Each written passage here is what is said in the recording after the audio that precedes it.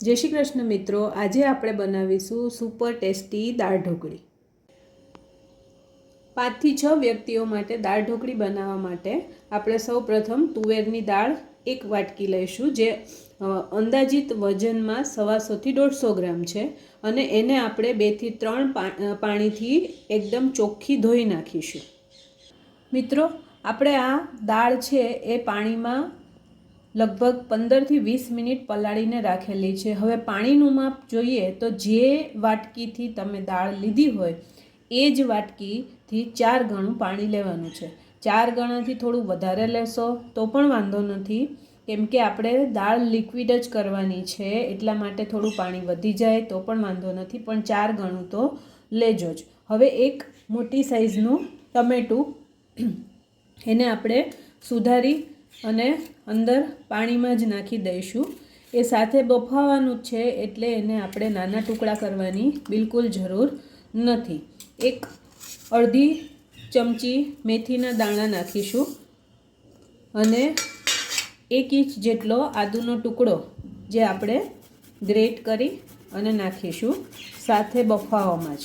ટમેટું, આદુ અને મેથીના દાણા તમે વઘારમાં પણ નાખી શકો છો, પણ મારા ઘરમાં ટમેટું ને એ આગળ પડતું દેખાય, મેથીના દાણાને એવું નથી ભાવતું, એટલા માટે થઈને હું બાફવામાં જ નાખી દઉં છું, જેથી કરીને એના બધા જ પોષક તત્વો છે એ તમને મળી રહે।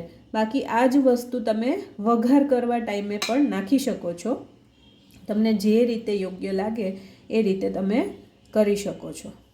હવે આ બધી જ વસ્તુ અંદર નાખી દીધી છે અને કુકરમાં આપણે બોટમમાં 1 ઇંચ જેટલું પાણી લીધેલું છે, બરાબર, અંદાજિત 1 લોટા જેટલું પાણી છે। અને હવે આપણે આ વાસણમાં જેમાં દાળ છે એમાં મૂકી દઈશું અને કુકરને આપણે ગેસ પર મૂકી દઈશું। ઢાંકણ આપણે બંધ કરી દઈશું, ગેસ ચાલુ કરીશું અને મિનિમમ 8 સીટી વગાડવાની છે। તમારા કુકરમાં જલ્દીથી દાળ બફાઈ જતી હોય ઓછી સીટીમાં તો એ રીતે ઓછી સીટી વગાડવાની। મારા કુકરમાં 8 સીટીથી દાળ બફાશે, એટલા માટે હું 8 સીટી વગાડીશ। ફ્રેન્ડ્સ, હવે આપણે દાળ ઢોકળી માટે જે ઢોકળી દાળની અંદર નાખવાની હોય એના માટે આપણે લોટ બાંધવાનો છે। તો એના માટે તમારી પાસે જે કોઈ પણ વાટકી હોય એ 2 વાટકી લોટ લેવાનો છે। મેં અહીંયા મારી પાસેની 1 વાટકી લીધી છે, એમાં મેં 2 વાટકી લોટ લીધેલો છે અને વજનમાં અંદાજિત 250 ગ્રામ જેવો લોટ છે।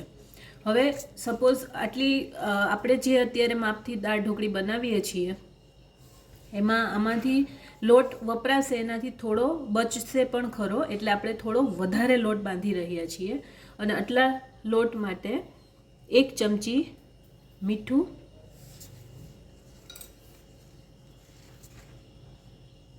1 ચમચી મરચું, 1 ચમચી હળદર,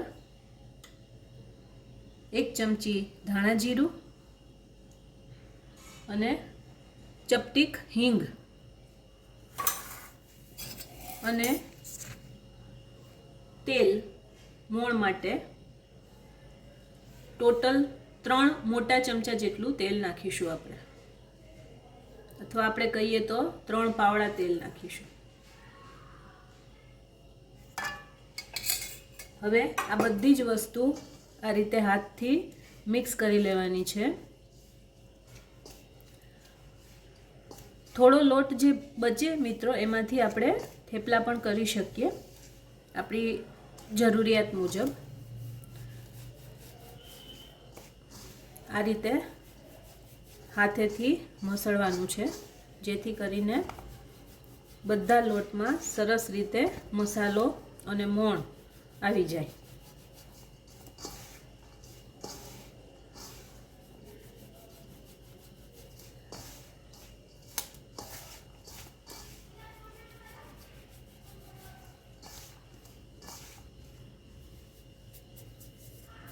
લોટમાં આપણે પાણી નાખીશું। પાણી મેં 1 વાટકી અત્યારે લીધેલું છે, પણ બધું આપણે નહીં નાખી દઈએ, જરૂરિયાત મુજબ લોટમાં નાખતા જઈશું। થોડું થોડું કરીને જ નાખવાનું, નહીંતર લોટ ઢીલો થઈ જાય। અને આ ઘઉંનો લોટ હંમેશા ચાળીને લેવાનો. કોઈ પણ લોટ તમે લો ત્યારે પહેલાં ચાળીને જ લેવાનો. આ રીતે લોટ બાંધતા જવાનું. ફરી થોડું પાણી નાખું છું.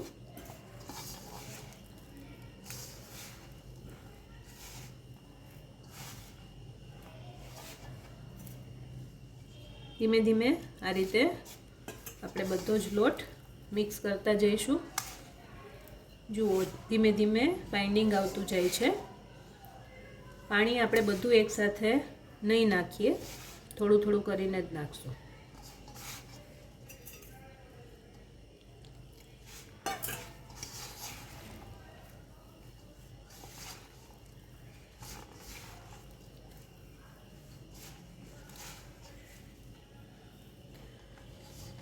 આ રીતે આપણે બધો જ લોટ સરસ રીતે મિક્સ થઈ ગયો છે અને આપણી વાટકીમાં હજી આટલું પાણી બચ્યું છે.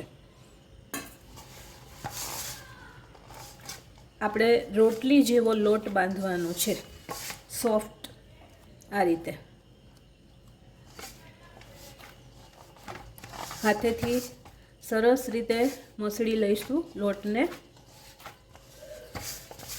મને થોડોક કઠણ લાગે છે એટલે હું એકાદ ચમચી જેટલું પાણી થોડું નાખું છું.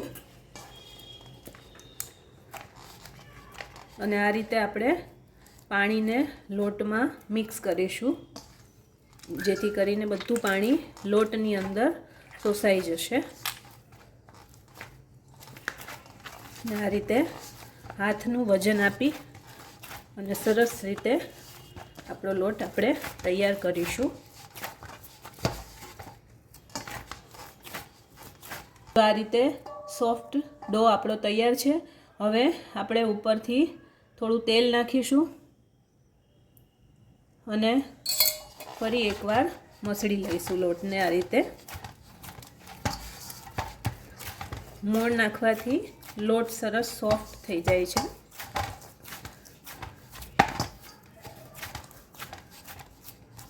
જુઓ મિત્રો, જુઓ આ રીતનો સરસ સોફ્ટ લોટ તૈયાર છે. જે આપણે દાળ ઢોકળી માટે ઢોકળી નાખવાની છે, તો એના રોટલા વણવા માટે આ લોટ આપણો હવે રેડી છે. હવે આપણે એક મોટું ગોળણું બનાવી અને લોટવાળું કરી અને લઈશું પાટલા ઉપર વણવા માટે.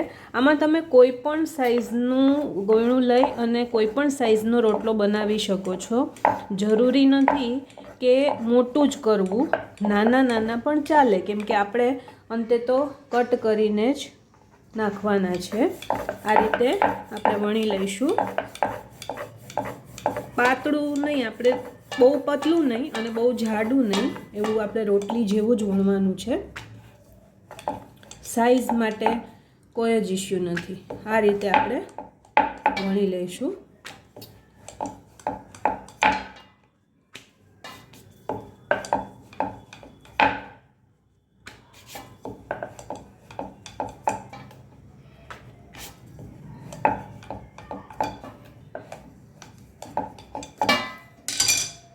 આપણે આટલી થિકનેસ રાખીશું, વધારે નહીં.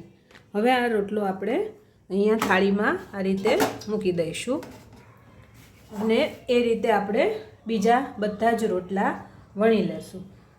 વણાઈ ગયા છે. મેં અત્યારે અહીંયા ટોટલ 7 રોટલા વણેલા છે. ઠંડુ થઈ ગયું છે.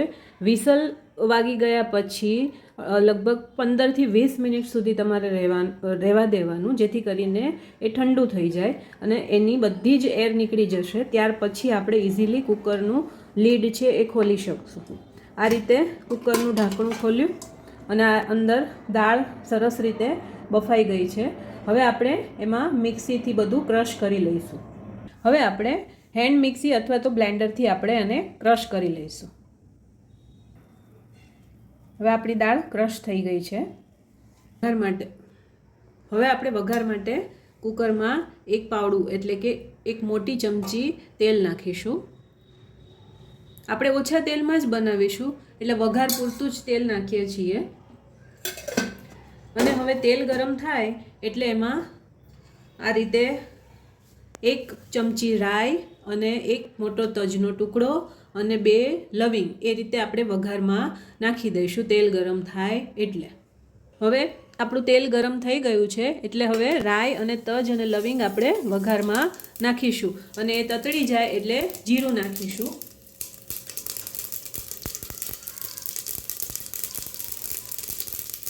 રાઈ તતડી ગઈ છે એટલે હવે આપણે જીરું નાખીશું. જીરું થઈ જાય એટલે આપણે 5 ચમચી હિંગ નાખીશું. 10 થી 15 લીમડાના પાન નાખીશું અને 1 લોટો પાણી નાખીશું. આપણે 1 લોટો 450 ml છે. આવા આપણે અડધું કુકર, આ કુકર 5.5 લીટરનું છે. આપણે ક્વોન્ટિટી વધારે બનાવવાની છે જેથી કરીને આપણે 3 લીટર પાણી નાખવું પડશે. હવે અડધી વાટકી સિંગદાણા નાખું છું. પાણી એડ કરી દઈશું અંદર. આ આપણે જ્યારે દાળ બાફવા મૂકેલી એમાં કુકરમાં જે પાણી હતું એ આ લીધેલું છે, એ પણ આમાં જ નાખી દેવાનું. આ રીતે આપણે પાણી નાખીશું. જુઓ ફ્રેન્ડ્સ, અંદાજિત મેં 2.5 થી 3 લીટર જેટલું પાણી નાખેલું છે, અડધા કુકર જેટલું. હવે આ પાણીને આપણે ઉકળવા દઈશું. ઉકળી જાય ત્યારબાદ આપણે એમાં જે બાફેલી દાળ છે એ આપણે એમાં નાખીશું. હવે પાણી ઉકળી રહ્યું છે તો સાથે સાથે આપણે મસાલો પણ કરી જ દઈએ છીએ. આમાં હું 1.5 ચમચી મરચું નાખું છું. મરચું તમારે તમારા ટેસ્ટ પ્રમાણે નાખવાનું. હળદર પણ 1.5 ચમચી નાખું છું. ના, હળદર 1 ચમચી ઇનફ છે. ધાણા જીરું 1.5 ચમચી. મીઠું પણ અત્યારે 1.5 ચમચી નાખું છું. પછી જો સ્વાદમાં જરૂર લાગશે તો વધારે નાખવાનું. ગોળ અને લીંબુ એ આપણે પછી નાખીશું.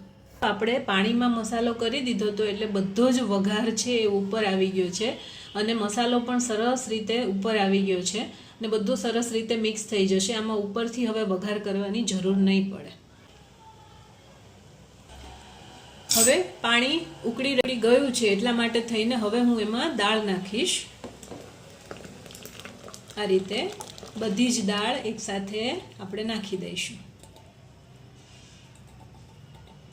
હવે આપણે ડોયાથી હલાવીશું બધું જ.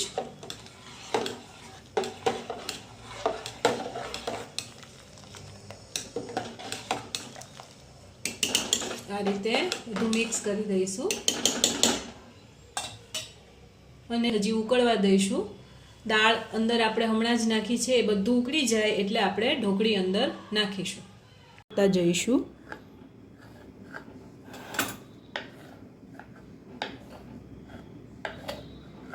આ રીતે.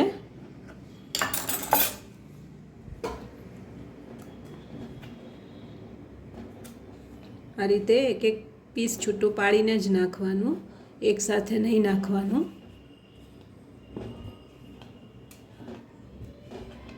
તો ફ્રેન્ડ્સ, આ આપણે બધી જ ઢોકળી નાખી દીધી છે અંદર અને હવે એ ઉકળી રહ્યું છે. આપણે કુકરનો ઉપયોગ અત્યારે એક મોટા વાસણ તરીકે કરીએ છીએ. તમે મોટા તપેલામાં પણ વઘારી શકો છો. કુકરમાં આપણે વિસલ નથી વગાડવાની. આ રીતે જ્યારે બોઇલ થતું હોય ત્યારે એને આવી રીતે અધ ખુલ્લું ઢાંકણ ઢાંકીને રાખવાનું છે, આખું પેક કરવાનું નથી. અને હવે આપણે 2 મિનિટમાં એમાં આપણે ગોળ અને લીંબુ નાખીશું.